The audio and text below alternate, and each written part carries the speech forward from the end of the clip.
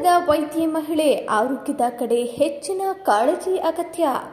Nesting ಅನಾವರಣ ಉಚಿತ ಆರೋಗ್ಯ ತಪಾಸಣೆಯಲ್ಲಿ ರೂಪಾ ಹಾಸನ್ ಹೇಳಿಕೆ. ಕುಟುಂಬದ ವೈದ್ಯೆಯಂತೆ ಕಾರ್ಯನಿರ್ವಹಿಸುವ ಮಹಿಳೆಯರ ಆರೋಗ್ಯದ ಬಗ್ಗೆ ಸಮಾಜದಲ್ಲಿ ಹೆಚ್ಚಿನ ಜಾಗೃತಿ ಮೂಡಬೇಕಾದ ಅಗತ್ಯವಿದೆ ಎಂದು ಸಾಮಾಜಿಕ ಹೋರಾಟಗಾರರು ಹಾಗೂ ಸಾಹಿತಿ ರೂಪಾ ಹಾಸನ್ ಹೇಳಿದರು. ಶ್ರೀಮತಿ ರೂಪಾ ಹಾಸನ್ ಅವರು, ಹಾಗೆ ಭಾಗವತಿ ಬೆಳಕವರು, ಹಾಗೆ ಬೋಧಿಯಾ ನಾಗರಾಜ್ ಅವರು, ಶ್ರೀಮತಿ ಜಯಶ್ರೀ ಅವರು ಇರುವಂತಹ ಕೆಲವಷ್ಟು ಜನಗಳಲ್ಲಿ ಮಾತ್ರ ಮಾಡಲಿಕ್ಕೆ ಸಾಧ್ಯ ಇದೆ. ಇಂತಹ ಒಂದು ಸಮಾಜಮುಖಿ ಕಾರ್ಯದಲ್ಲಿ ತಮ್ಮನ್ನು ತಾವು ತೊಡಗಿಸಿಕೊಂಡಿರುವಂತಹ ಜನಪ್ರಿಯ ಆಸ್ಪತ್ರೆಯ ಸಂಸ್ಥಾಪಕರಿಗೆ ಹಾಗೂ ಏನಂದ್ರೆ ಇವತ್ತು ಕ್ಯಾಂಪ್ ಅಲ್ಲಿ ECG ಕೋನಾಗಿ ಲೇಡೀಸ್ಗೆ ಮಾಡೋದಂತ ಒಂದು ವಿಶೇಷ ಕ್ಯಾಂಪ್ ಅಲ್ಲಿ ಮಾಡ್ತಾ ಇದ್ವಿ.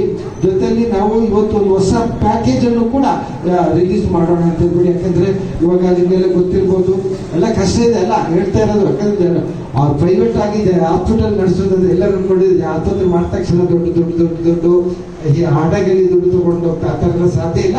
ಆದ್ರೂ ಕೂಡ ಯಾರು ಕೂಡ ಏನಂದ್ರೆ ಏನು ಲಾಭ ಇಲ್ಲದೆ ಯಾರು ಕೆಲಸ ಮಾಡಲ್ಲ, ಮಾಡೋಕ್ಕೂ ಆಗಲ್ಲ. ಒಂದಿನ ಮಾಡ್ಬೋದು, 2 ದಿನ ಮಾಡ್ಬೋದು. ಯಾಕಂದ್ರೆ ಅವರು ಜೊತೆಗೆ ಬೆಳಿಬೇಕು, ಅವರ ಕುಟುಂಬವನ್ನು ಕೂಡ ಬೆಳೆಸ್ಬೇಕಂದ್ರೆ ಕಷ್ಟ ಆಗ್ತದೆ. ಸೊ ನಾವು ಒಂದು ವಿಶೇಷವಾದ ಪ್ಯಾಕೇಜ್ ಅನ್ನು ನಾವು ಇವಾಗ ಅನಾವರಣ ಮಾಡ್ತಾ ಇದ್ದೀವಿ.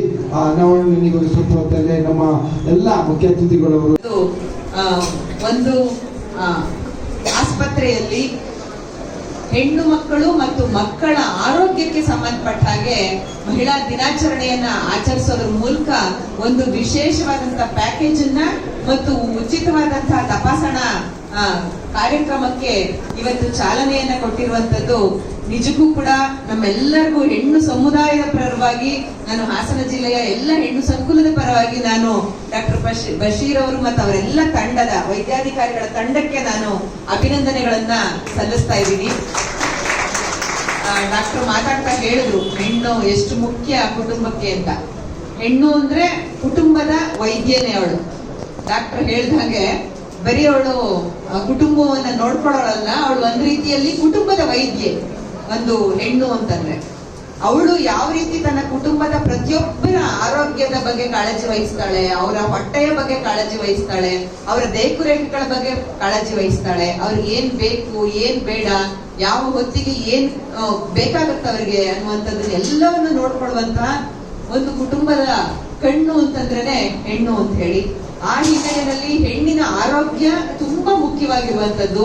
ಆದ್ರೆ ನಮ್ಮ ಭಾರತೀಯ ಒಂದು ಸಾಮಾಜಿಕ ವ್ಯವಸ್ಥೆನಲ್ಲಿ ಹೇಗಿದೆ ಅಂತಂದ್ರೆ, ಹೆಣ್ಣು ಮಕ್ಕಳು ಸಾಮಾನ್ಯವಾಗಿ ಎಲ್ಲರೂ ಕುಟುಂಬದ ಎಲ್ಲ ಹಿರಿಯರು, ಪತಿ, ಮಕ್ಕಳು ಎಲ್ಲರ ಊಟ ತಿಂಡಿ ಎಲ್ಲ ಆದ ನಂತರ ಅವರು ಊಟ ಮಾಡುವಂತದ್ದು ಅಥವಾ ತಮ್ಮ ಆರೋಗ್ಯದ ಕಡೆ ಗಮನ ಕೊಡುವಂತದ್ದನ್ನ ನಾವು ನೋಡ್ತಾ ಇದೀವಿ.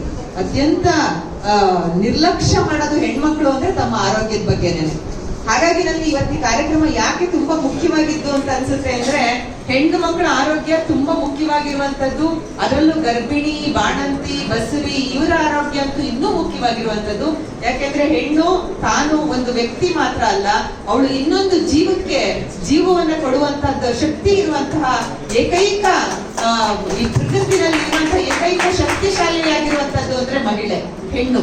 ಹಾಗಾಗಿ ಅವಳ ಆರೋಗ್ಯದ ಕಡೆಗೆ ಹೆಚ್ಚಿನ ಗಮನವನ್ನ ಎಲ್ಲರೂ ಕೊಡಬೇಕು, ಇಡೀ ಜನ ಸಮುದಾಯ ಅನ್ನುವಂತ ಹಿನ್ನೆಲೆ ಇಟ್ಕೊಂಡು ಇವತ್ತು ಈ ರೀತಿಯಾದಂತಹ ತುಂಬಾ ಕಡಿಮೆ ವೆಚ್ಚದಲ್ಲಿ ಗರ್ಭಿಣಿ, ಬಸಿರಿ, ಬಾಣಂತಿಯರಿಗೆ ಒಂದು ಪ್ಯಾಕೇಜ್ ಅನ್ನ, ನನಗೆ ನೆಸ್ಟಿಂಗ್ ಅನ್ನುವಂತಹ ಪದನೇ ತುಂಬಾ ಇಷ್ಟ ಆಯ್ತು. ನೆಸ್ಟಿಂಗ್ ಅನ್ನುವಂಥದ್ದು ಒಂದು ಗೂಡು. ಒಂದು ಮಗುವಿಗೆ ನಾವು ನಮ್ಮ ಗರ್ಭದೊಳಗಡೆ ಆ ಮಗುವನ್ನ ಇಟ್ಕೊಂಡು ಅದನ್ನ ಆರೈಕೆ ಮಾಡಿ ಅದು ಹೊರಗೆ ಬರೋವರೆಗೂ ಕೂಡ ಒಂದ್ ರೀತಿಯಾದಂತಹ ದೇಖರೇಖೆ ಆದ್ರೆ, ಕಾಳಜಿ ವಹಿಸ್ಬೇಕಾದ್ರೆ, ಅದು ಹೊರಗೆ ಬಂದ ನಂತರ ಇನ್ನೊಂದು ರೀತಿಯಲ್ಲಿ ಆ ಮಗುವನ್ನ ನೋಡ್ಕೊಳ್ಳುವಂತಹ ಇಡೀ ವೈದ್ಯಕೀಯ ಸಮುದಾಯ ಮತ್ತು ಇಡೀ ಒಂದು ಕುಟುಂಬ ಸೇರಿ ನಡೆಸುವಂತಹ ಕ್ರಿಯೆ ಇದು.